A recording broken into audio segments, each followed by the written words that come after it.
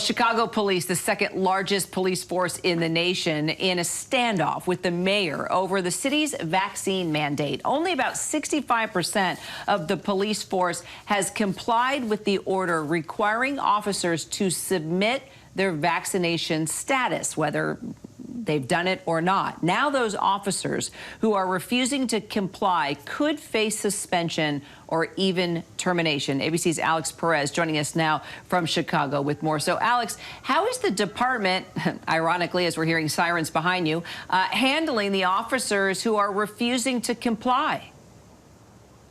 Well, Kara, you know, the department issued a memo that said, basically, if you do not comply, these officers do not comply, they could risk losing their jobs. Now, this standoff has been brewing and bubbling for several weeks now, and there really seems to be no immediate solution in sight. Now, let's backtrack a little bit and sort of explain how we got here. Back in August, the mayor, the city, decided that all city employees, including these officers, would have to be vaccinated to continue to keep their jobs by October 15th. Now, once October 15th arrived last week, the city sort of backtracked a little bit and said, you know what, we are going to give you to the end of the year to be vaccinated, but you do have to report your vaccination status. And that's when the police union president really said, we're not having that. He says his officers not only do not want to report their status because they feel it's an invasion of privacy, but he says several of the officers on the force simply do not want to get vaccinated. Now,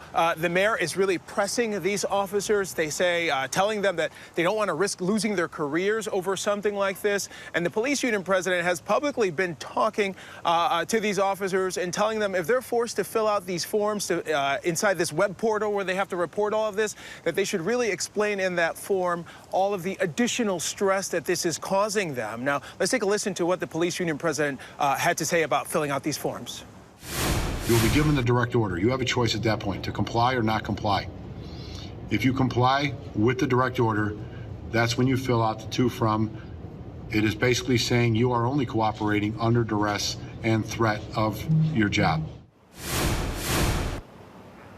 Now, as far as we know at this point, according to the union president, it's about 20 officers right now who are on this no pay status because they refuse to comply. But the union president is threatening, saying that as many as 3,000 officers could walk away from their jobs or be put into this no pay status if they're forced to comply. Now, of course, that would be a significant number of the police department that would not be available. And the mayor here really trying to underplay that, saying that the number is much smaller than that. Kira, Terry?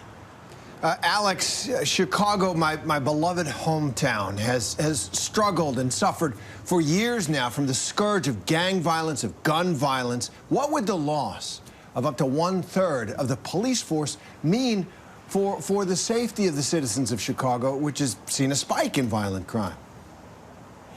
Yeah, Terry, you know, this is my hometown, too, so I feel that pain alongside with you. And unfortunately, the violence that we see here is violence that is happening in cities across the country. And just like any other city, losing 1/3 of the police force in a city the size of Chicago would be significant.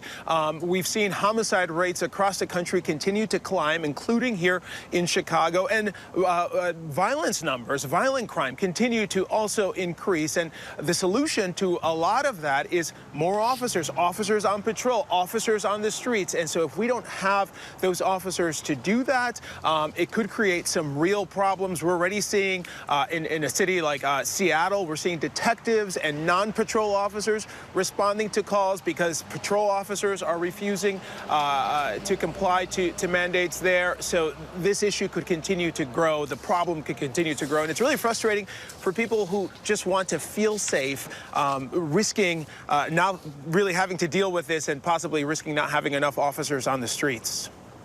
Clearly explaining the impact all across the country there. Alex Perez for us in Chicago. Thank you so much. Hi, everyone. George Stephanopoulos here. Thanks for checking out the ABC News YouTube channel. If you'd like to get more videos, show highlights, and watch live event coverage, click on the right over here to subscribe to our channel. And don't forget to download the ABC News app for breaking news alerts. Thanks for watching.